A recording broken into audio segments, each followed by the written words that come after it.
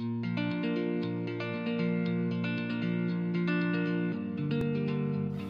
teman-teman sekalian, selamat berjumpa kembali.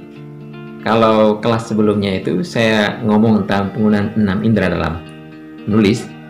Dan tentu teman-teman bertanya kenapa 6 indera, karena kita hanya punya 5 indera. Ya, indera keenam yang saya maksudkan ini lebih kepada bonus ya.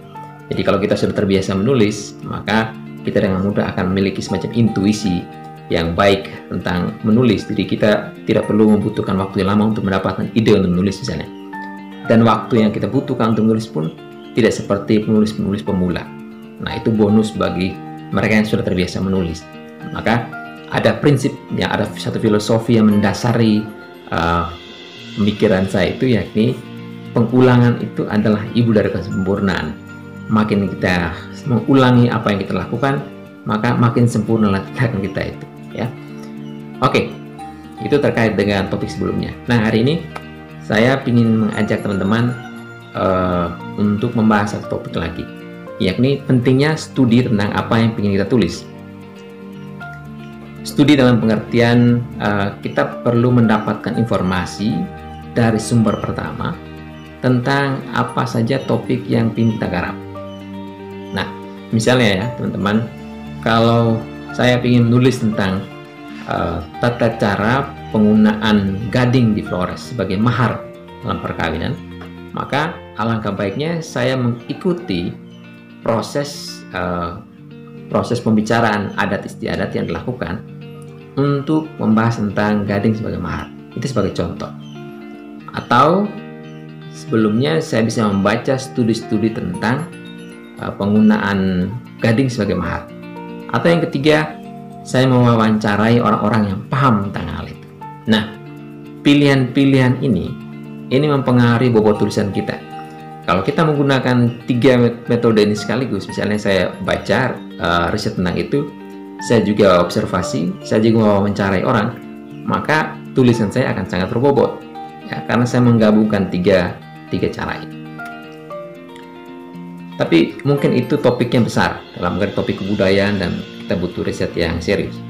Nah, tapi kalau misalnya topik-topik kecil sederhana, teman-teman bisa lakukan secara sederhana juga di tempat-tempat kita sekalian. Sebagai contoh, misalnya kalau ada yang ingin menulis tentang kucing misalnya, ya, kucing, jadi menggambarkan tentang kucing. Jadi dia punya kucing di rumahnya, dia ingin menulis tentang kucing itu. Nah, pertanyaannya adalah apa yang harus dilakukan? Apakah dia mesti mengobservasi tentang kucingnya? Iya, boleh. Apakah dia bikin studi tentang kucing dalam arti dia membaca literatur tentang kucing? Iya, boleh juga. Ya. Atau yang ketiga, mungkin dia mewawancarai mereka yang benar-benar paham tentang dunia kucing. Entah itu dokter hewan atau mereka yang sudah pernah punya peliharaan kucing. Ya. Jadi teman-teman bisa melakukan apa saja yang bermanfaat untuk studi teman-teman ya, terkait dengan tulisan itu.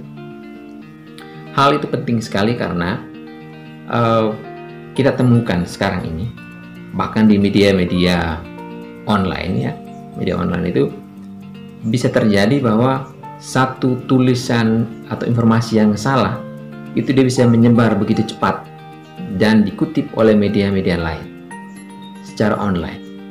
Kenapa itu bisa terjadi? Karena orang tidak melakukan studi tentang apa yang mau ditulis. Jadi seperti menyebarkan gosip. Gosip itu belum tentu benar, tapi karena sudah dipublikasikan di salah satu media online yang lain mengutip, akhirnya terjadi pengutipan yang salah, informasi yang salah itu dikutip berulang-ulang. Dan itu pernah terjadi. Ya. Dan mungkin bukan hanya pernah, tapi sering terjadi. Karena sekarang media-media online justru melakukan apa yang disebutkan duplikasi. Duplikasi kemudian tanpa melihat apakah itu benar apa tidak informasi itu. Yang penting diduplikasi dan dapat rating. Itu kecenderungan umum yang terjadi saat ini. Ya. Salah satu hal yang menurut saya membuat tulisan itu menjadi tidak cukup berkualitas, bahkan dianggap hoax. Gitu. Oke, tentu ada media-media yang berkualitas, media online yang berkualitas. Nah, kita berharap media-media online, para jurnalis juga melakukan studi sebelum mempublikasikan apa yang mereka tulis. Oke. Nah, bagaimana teman-teman yang misalnya tidak sempat atau tidak cukup waktu melakukan studi lapangan, ya, tidak melakukan observasi lapangan? Hal pertama yang bisa dilakukan adalah melakukan studi pustaka. Studi pustaka itu, ya, saya kira banyak hal. Jadi tergantung topik yang mau dicari. Dan saya menganjurkan teman-teman membaca jurnal, ya, jurnal ilmiah yang membahas tentang topik yang sedang teman-teman pilih. Apa saja itu? Pasti ada kajian-kajian ilmiah tentang itu. Entah itu jurnal dalam bahasa Indonesia atau dalam bahasa asing. Kalau teman-teman bisa mengakses itu, teman-teman bisa baca bagaimana mereka membuat studi tentang apa yang ingin kita tulis. Nah, kalau kita membuat studi tentang apa yang ingin kita tulis, tulisan kita akan lebih berbobot. Dan kita akan mendapat insight-insight baru tentang topik yang sedang kita tulis. Oke. Nah, bagaimana kalau misalnya saya ingin menulis tapi jumlah katanya hanya 700 kata. Oke, 700 kata artinya tidak terlalu panjang. Apakah saya perlu bikin studi cukup mendalam? Iya, penting. Ya, beda antara orang yang melakukan studi yang mendalam dan hanya menggunakan asumsi dalam tulisan. Oke, terkait dengan poin ini, saya ingin berikan masukan kepada teman-teman yang ingin belajar menulis, yakni tulisan kita itu harus informatif, mencantumkan informasi yang informatif. Sebagai contoh begini, kalau saya bilang ya nonton pertandingan sepak bola itu banyak sekali. Oke. Banyak sekali itu tidak menginformasikan apa-apa. Kecuali kalau Anda menyebut angka berapa jumlah orang yang menonton pertandingan itu. Oke. Atau misalnya kamu katakan, oh, suhu udara waktu itu dingin sekali. Dingin sekali ini tidak memberikan informasi apa-apa. Nah, orang yang melakukan studi tentang itu, dia pasti bisa menyebut angkanya, berapa derajat Celcius. Atau kita katakan rumah itu besar sekali. Oke. Mereka yang melakukan studi tentang rumah itu, mereka akan bisa menyebut berapa jumlah luas ya rumahnya. Jadi teman-teman, kenapa studi itu penting? Supaya kita punya data tentang apa yang ingin kita tulis. Dan kita menghindari penggunaan kata sifat yang justru tidak informatif.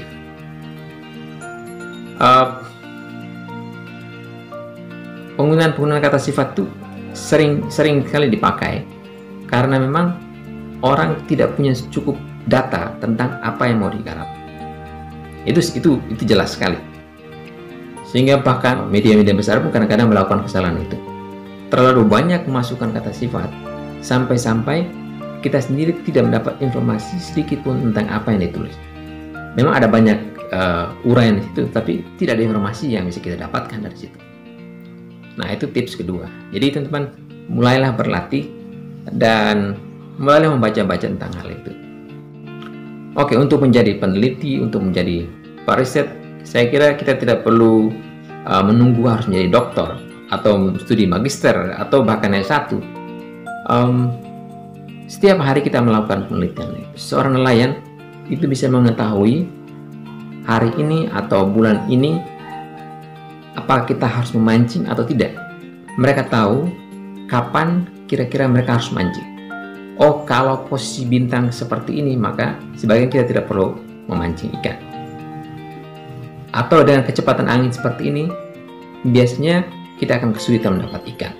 Dan mereka tahu. Jadi, pengalaman adalah guru terbaik. Dan itu tentu saja menjadi pertimbangan mereka. Jadi, pengalaman orang sebelumnya itu mereka dapatkan. Kemudian mereka sendiri mengalami. Jadi, ada pengalaman lapangan. Nah, satu studi lapangan yang mereka lakukan. Studi lapangan tentu dengan metode sederhana yang dilakukan, ya. Jadi tidak perlu harus menjadi seorang dosen dulu baru meneliti. Ya, bahkan pedagang di pasar pun bisa membuat penelitian tentang itu. Mereka tahu jenis-jenis barang apa yang harus mereka jual pada saat itu. Mereka tahu buah mana yang akan laris di tengah COVID, ya. Jenis makanan apa yang laris di tengah pandemi ini. Jadi mereka tahu. Jadi mereka melakukan studi lapangan, gitu ya. Studi lapangan atau observasi, kemudian studi-studi informasi dari media dan segala macam. Jadi siapapun melakukan studi itu, dan tergantung niatnya teman-teman.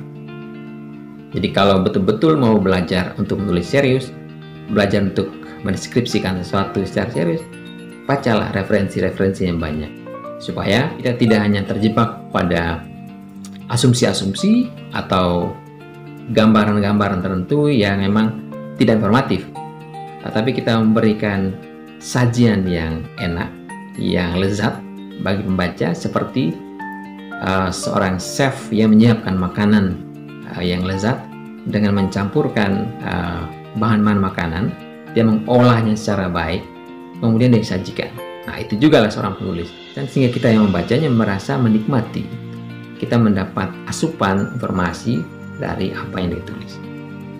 Oke, jadi silakan teman-teman pilih salah satu topik yang teman-teman ingin pelajari, kemudian cobalah cari studi tentang itu, cari informasi tentang itu, bahkan bisa melakukan dari pengalaman pribadi atau juga melakukan interview tentang orang yang paham tentang hal itu. Tanya-tanyalah tentang itu, lalu mulailah tulis ya, mulailah tulis apa yang sedang teman-teman temukan. Tentu saja teman-teman harus memilih dulu apa yang menjadi fokus perhatian teman-teman. Saya harap informasi ini jelas bagi teman-teman. Jadi setiap kali mau melakukan tulisan, sebaiknya melakukan studi terlebih dahulu tentang apa yang ingin kita tulis. Terima kasih.